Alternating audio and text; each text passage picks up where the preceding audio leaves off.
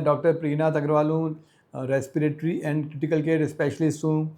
मैंने MBBS MD किया है मेडिसिन में और डीएम किया है pulmonary and critical care medicine में पीजीआई चंडीगढ़ से। बात करेंगे लंग कैंसर के बारे में, जो सच में एक बहुत भयावह बीमारी है। रोज़मर्रा में हम रोज़ अपने आसपास देखते हैं और ये तो आप सब जानते हैं कि स्मोकिंग से कैंसर होता है और स्मोकिंग की इंटेंसिटी जब बढ़ती जाती है, उसका ड्यूरेशन बढ़ता जाता है, तो इसकी रिस्क बढ़ती चली जाती है कैंसर की। और ये दुनिया में सारे कैंसर्स में देखा जाए तो lung cancer second highest number of cases lung cancer के होते हैं वर्ल्ड ओवर। और उससे भी ज़्यादा ख़राब जो बात है कि highest number of deaths because of any cancer है तो वो लंग कैंसर है, क्योंकि लंग कैंसर इतनी चुपचाप से लंग में बढ़ता है और फैलता चला जाता है कि पता नहीं चलता है। और पता चलता है तब जब या तो बहुत ज़्यादा वेट कम हो गया, या खांसी में खून आने लगा, या बुखार आ गया, या शरीर में कोई शक्ति नहीं रह गई, जरा से में सांस फूलने लगी, या कभी कभी कुछ गुठली गठान दिखने लगती है तो उसको दिखाने के लिए जाते हैं।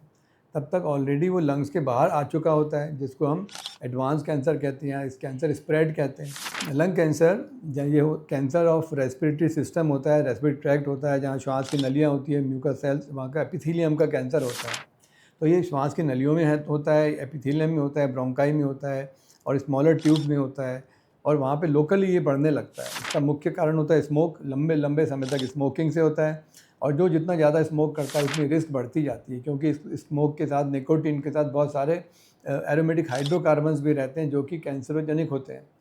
तो इसमें इसका इंटेंसिटी या सिवियरिटी ऐसे पता चलती है कि यदि आप पूछेंगे कि किस व्यक्ति को ज़्यादा रिस्क है, किसको कम रिस्क है, तो इसकी रिस्क जनरली एक स्पेसिफाई करते हैं कि number of cigarettes pack years से। यदि एक पर्सन 1 सिगरेट पर डे 1 साल पीता है तो उसको 1 पैक ईयर बोलते हैं। कोई यदि 4 सिगरेट पर डे पीता है 1 साल तक तो 4 पैक ईयर्स हो जाते हैं। तो जब 20 से ज़्यादा पैक ईयर्स हो जाते हैं, दैट मीन्स कोई व्यक्ति एक सिगरेट का पैक रोज़ 20 साल तक पी चुका है, या उससे ज़्यादा इंटेंसिटी से पी रहा है, तो कम ड्यूरेशन में ही उसको कैंसर की रिस्क कई गुना बढ़ने लगती है।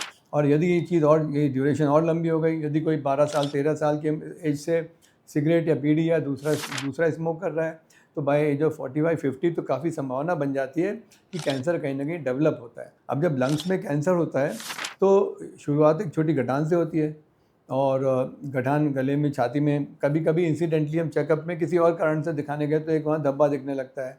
वो धब्बा मतलब वो गठान होती है। तो उसको देख के यदि आपने स्पेशलिस्ट को दिखाया तो हमको लगता है ये तो संभावित कैंसर हो सकता है, क्योंकि स्मोकिंग की हिस्ट्री भी और शेडो भी सस्पिशियस है। तो हम आगे की जांच कराते हैं, हम स्कैन वगैरह कराते हैं। एक अदरवाइज जो लक्षण जिस सिम्टम से लोग लेके आते हैं आप लेट स्टेज में, तो लेट स्टेज जब कैंसर बढ़ जाता है तो लंग से निकल के कई बार एक वोकल कॉर्ड में चला जाता है, गले में, तो अचानक आवाज़ बैठ जाती है। तो अचानक आवाज़ बैठना एक अलार्मिंग सिम्टम होता है, तो उसके लिए दिखाने के लिए जाते हैं।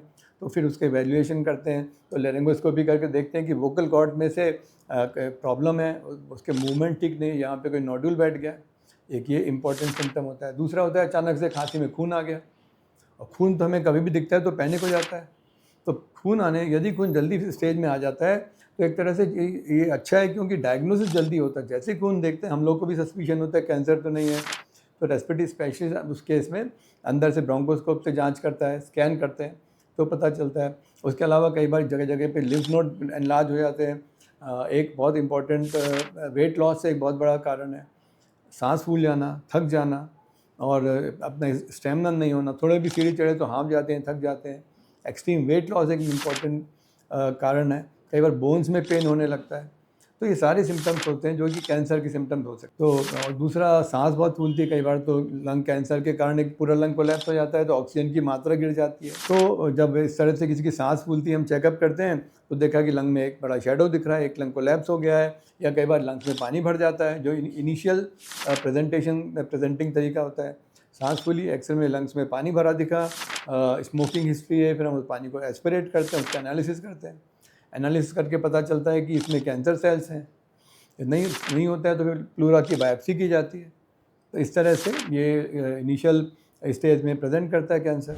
अगर आपको यह जानकारी पसंद आई हो तो आप इसे लाइक, शेयर एंड सब्सक्राइब करें। यदि आपको कोई क्वेरी हो तो आप कमेंट बॉक्स में ज़रूर डालें। आपके कॉन्टैक्ट नंबर्स दिए हुए हैं, आप फ्रीली इस साइट पे आप कांटेक्ट कर सकते हैं, कम्युनिकेट हमसे कर सकते हैं। थैंक यू, नमस्कार, थैंक यू सो मच।